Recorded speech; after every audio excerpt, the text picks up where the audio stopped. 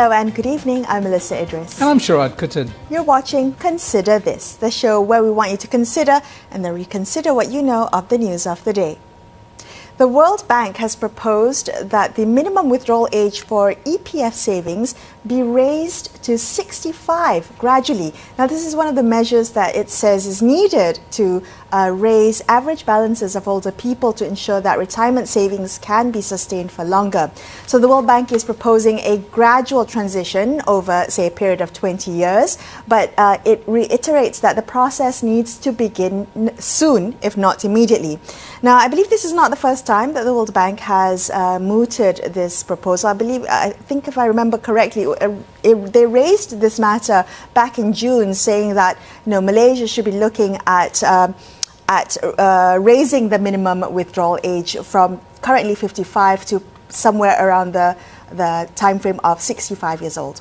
Yeah, Melissa, this is potentially a hot political potato, hot potato, politically speaking, for any government because it calls into question, I think, some fundamental issues around how people view, the whole compulsory savings, initiative, whether they, in a sense, in principle, see this as a good idea, at the same time also feel that this is their money, and therefore at some point the government has to let people take their money and make the decisions they need to make as adults, right? So I think there is that element of the story, though I understand that there's a certain complexity in the economics of, retirement and funding and social safety nets, right, which I think many of us, as it were, ordinary folk, don't actually compute in our discussions about this matter. No, I absolutely agree with you. It is a political hot potato because, if you think about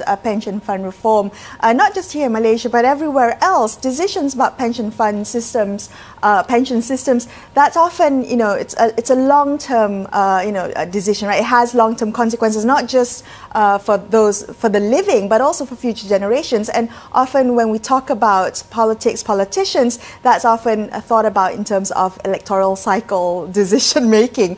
Now, I do want to point out something though. The national average life expectancy for Malaysia is 75 years old. So if withdrawal at 55 years of EPF, you're talking about at least 20 years. That money has to stretch over 20 years. And that is a significant concern that many Malaysians don't have enough in their retirement fund to stretch over that period. The elderly can be in this category of vulnerable Malaysians. How do we take care of, to ensure that there's income security for those in old age? Well, there's so many issues you brought up, Melissa. One of them, of course, is that over the last year, during this pandemic, we see that it's not 20 years that people have to stretch the money that they've saved through EPF. It's a single year, and so many people struggling to do just that within this particularly difficult year. The other issue is, and I think it's a question that needs to be asked, is the EPF system as it's designed really sufficient to take people through into retirement, right? So whether it's 20 years or 30 years, as people live longer, perhaps better lives, what kind of system is going to benefit them? And do we, and I think it's also in the World Bank report, that perhaps we might have to consider a social safety net system funded by taxation, especially for those in the B40. And so those conversations, I think, tough ones, because, like I said, I think there's a certain complexity in the economics, not just for the individual, but actually more importantly, collectively, the economics of putting together a sustainable social safety net. Well, definitely we'll try and have that conversation here on Consider This. But let's take a look at other news.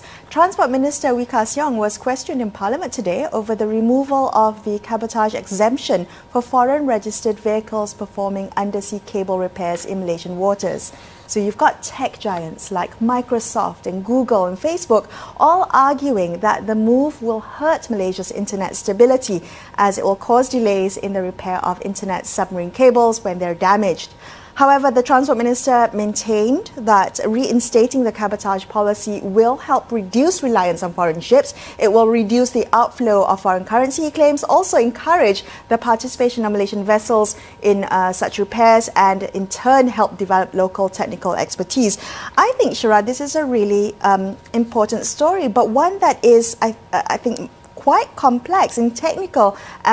We don't quite realize just how much this will affect us, the end user, when it comes to internet, right? Well, there's several, I think, dimensions to it. And, in reading off the list of reasons given by the minister for his decision, what one sees is an apparently nationalistic approach, Yes. right? So it's all about, helping the domestic shipping industry. It's all about, stopping the outflow of foreign currency and such. So, but is that nationalist approach really beneficial to, as you say, one, the consumer? And we've seen in discussions over the years around the effects of the cabotage policy on consumer prices in Sabah and Sarawak.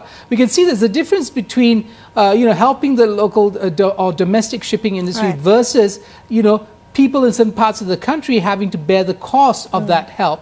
And so, the nationalist approach isn't necessarily, I know it's lauded by some, that isn't necessarily good for everybody who exists within the nation, as it were. Yeah, so you mentioned that the cabotage policy is meant to protect the domestic shipping industry. Well, there was a lack of Malaysian-registered undersea cable repair vessels. I believe Anthony Loke told Parliament last year that Malaysia had only one vessel that was able to do these types of maintenance works. So what happened was it took an average of 27 days for undersea cable repairs. If you compare that, 20 days in the Philippines, 19 days in Singapore, 12 days in Vietnam. So the idea of having this cabotage exemption was to reduce the time needed to repair undersea cables, to cut that by half. And the idea was to encourage tech giants like Google, like Amazon, like Facebook to want to set up shop here, for us to have that high-speed internet cable with the stability of the cable guaranteed. So on one hand, you have a government talking about digitization. Every government, Yes. I think, since the dawn of time in Malaysia at least seems to talk about Industry digitization. 4.0. Industry 4.0 is one of those things that politicians like to say. I don't know if all of them understand quite what they're saying, but the point is, so you have that on one hand, then you have this particular policy, and the question is whether there's a kind of policy congruence, was one policy kind of undercutting the other. Right. I'm no expert, Melisa, but Yes. and so the question is whether the domestic capacity can step up to the plate and in fact improve on the repair times. But it is in fact quite interesting to note that how much of a laggard we are,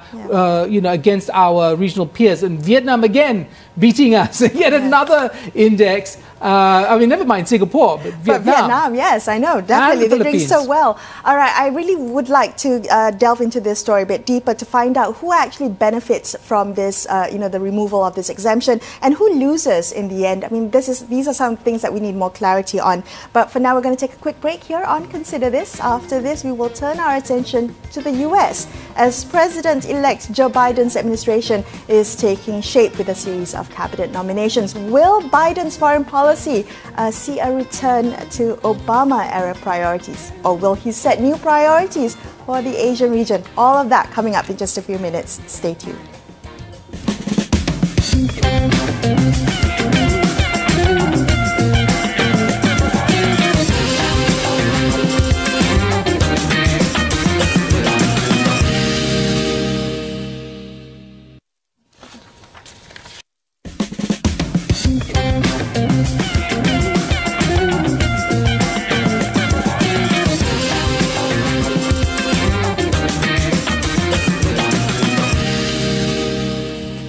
Hi, you're watching Consider This. I'm Melisa Idris. With me is Sharaad Kuttan.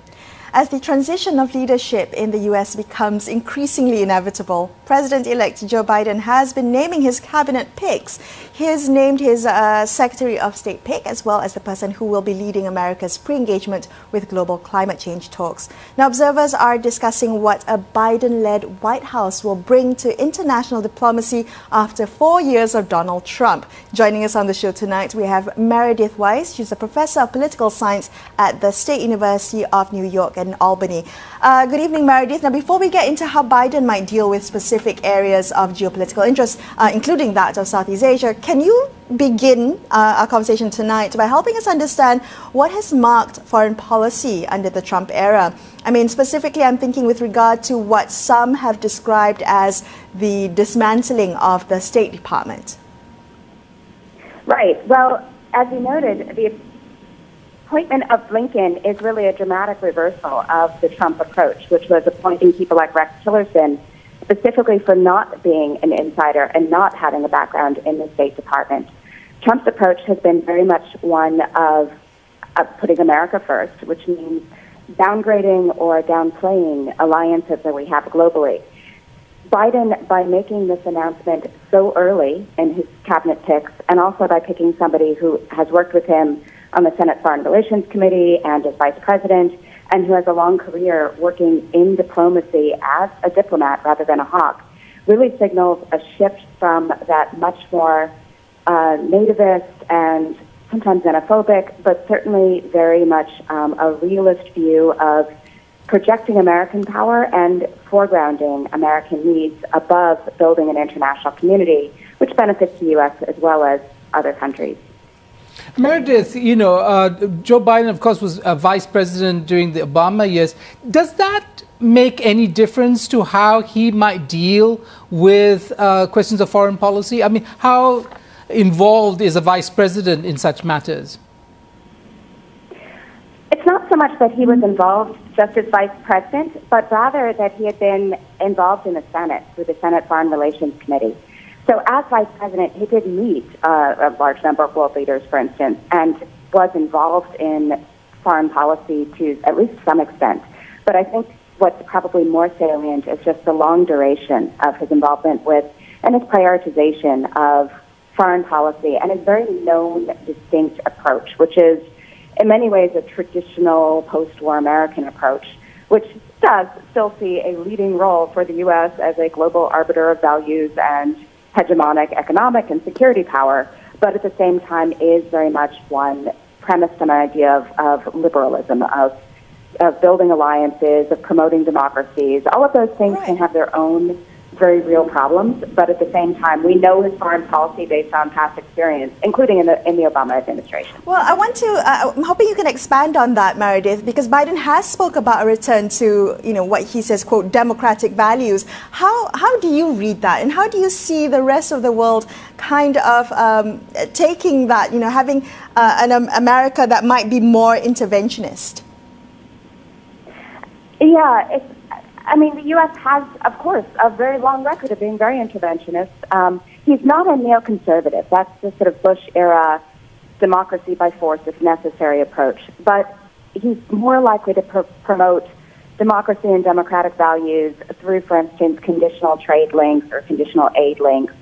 So holding China responsible for its treatment of the Uyghurs or for labor violations or things like that. It is certainly an intrusive approach to policymaking in all sorts of ways. Some of the trepidation in countries in Southeast Asia, for instance, may stem from a concern that Biden's administration, unlike Trump's administration, may prioritize certain standards that, you know, might not bode well for certain countries in the region. So in that sense, yes, it's interventionist, and I don't think we're likely to have a U.S. policy anytime soon that's not in some ways. But it would more likely be interventionist through carrots rather than sticks. The exception to that would be, I think, the same hotspots we saw, or the areas in which the stick tended to be pursued or preferred under Obama, which would be North Korea, for instance, possibly China if they are aggressive in the South China Sea, conflagrations as they spark up in the Middle East, which is almost certain that we've seen some positive signs, and so forth. Meredith, I do think that Biden's more likely right. So Meredith, to be you know, involved, for instance. Right. Sorry to interrupt you. You know, observers note that there is a consensus in Washington when it comes to China. China is viewed as a competitor, not a partner in global affairs. Do you think that Biden will change the script? To be honest, I'm not entirely certain. I think he'll change it to some extent, and that extent is really important. So changing away from this ridiculous, both puerile and completely inappropriate discourse, quite frankly, of the Wuhan flu and the China virus and so forth. I mean, that accomplishes nothing except showing racism. So we won't see that under Biden. I think that he will still take a hard line in terms of trade and security, but where there is real possibility for building rather than simply belittling and destroying the relationship might be in areas like pandemic diplomacy, which China is taking more of a lead on, but which the U.S. certainly also hopes to do, however poorly we've handled the virus at home, or even in environmental initiatives, which he has promised dramatically much more than the Trump administration to uphold, and has already taken signs toward that. I mean, China's recent commitments have been fairly impressive, and so that could be an area for building bridges that would be completely in line with Biden's larger foreign and domestic policy goals. Well, I want to ask you, Meredith, about multilateralism. Now, under Trump tried to pull the U.S. out of the WHO. He seems to have an antipathy for multilateral organizations. What are you expecting from a Biden-led administration on this score? I expect a deep embrace of multilateralism. So, again, it would be completely out of character for any American president not to think that the U.S. is the greatest country ever, and we expect that of any national leader, right? But at the same time, Biden's past approach has been very much one of building relationships rather than knocking them down. Statements already have suggested his prioritization of rebuilding those relationships, everything from rejoining the Kyoto Protocol and the WHO to rebuilding ties with NATO allies.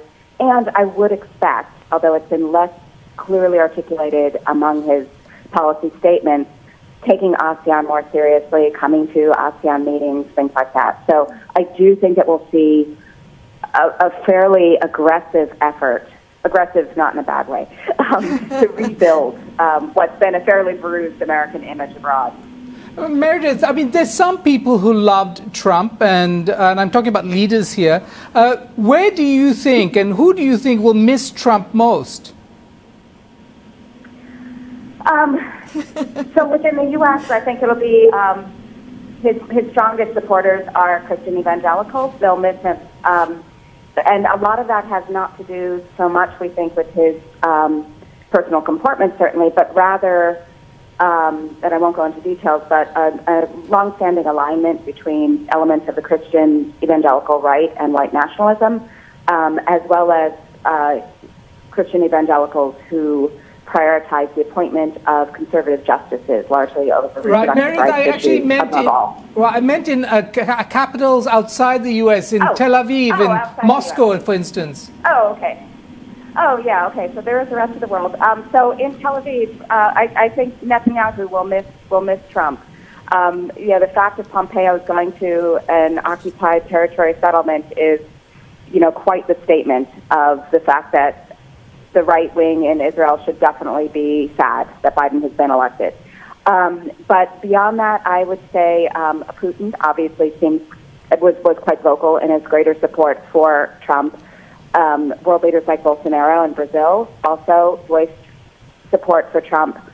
I think within Malaysia, I know at the time of the 2016 elections, I was hearing from some BN politicians that they favored Trump, partly because of his businessman image, but speculation, of course, was rife that it was also with some hopes that charges related to 1MDB might be dropped. Right. Those were not dropped, I think, to the administration's credit. But at the same time, I think the governance initiatives, anti-corruption initiatives, human rights, labor initiatives, all of those things will resurface to a greater extent under Biden. That could bode poorly for not just China, but potentially Vietnam on some issues, Hong Kong certainly under the new Chinese tightening control, Malaysia possibly, depending on how things turn out with the government here, or there, excuse me, right. And possibly, for instance, the Philippines under Duterte's leadership. Well, very interesting, Meredith. Thank you. Always a pleasure speaking with you. Thank you for your time. That's all we have for you on this episode. We're going to take a quick break here on Consider This. We'll be back with more. Stay tuned.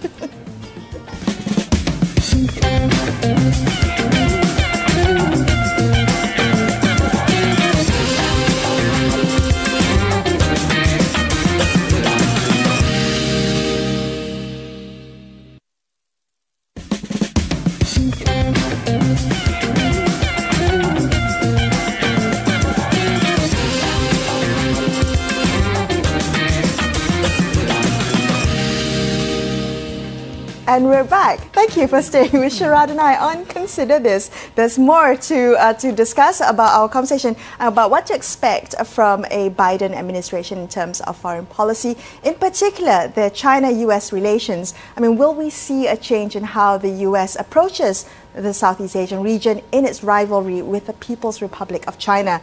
Joining us on the line now, we have Azmi Hassan. He's a geostrategist at University Technology Malaysia. Good evening, Azmi. Welcome to the show. Do you think that all leaders in the 10 capitals of ASEAN will welcome a new approach from the White House? I'm just wondering, in your opinion, who do you think might be less than happy to see the end of a Trump era? Not only the 10 leaders of ASEAN will be welcoming Biden and his cabinet, but I'm sure a majority of the world leaders, global leaders, are welcoming. Since a few hours ago, Biden telling us who will be the state secretary, the ambassador to the United Nations, and these are experienced people. And I think not only ASEAN are welcoming, I think, as I said before this, the world leaders are also waiting to work together with the United States. Azmi, do you think there's anyone that might not be so happy to see the end of a Trump era, especially in this region? In this region, no, I don't think so. I think all ASEAN countries especially, it has been a very difficult 4 years engaging President Trump because his foreign policy is on the impulse, on his gut. It's not according to the diplomatic norms. So I don't think so. If you ask me, the 10 nations of ASEAN, I don't think so. Any of the leaders will be unhappy or sad to see Trump ending his era at the White House. Azmi, that's very interesting because I think one of the things that observers are saying now is a return to a kind of consistency in foreign policy. As you said, the Trump era being marked by a kind of very personalized and often erratic response. But, you know, Trump often gets a lot of points for his pushback on China, especially on Chinese aggression in the South China Sea. So how do you square that, where China has been pushing forward, Trump, America has pushing back on China? Is that something that ASEAN leaders will want to see continued? Don't get misled by Trump's action in South China Sea.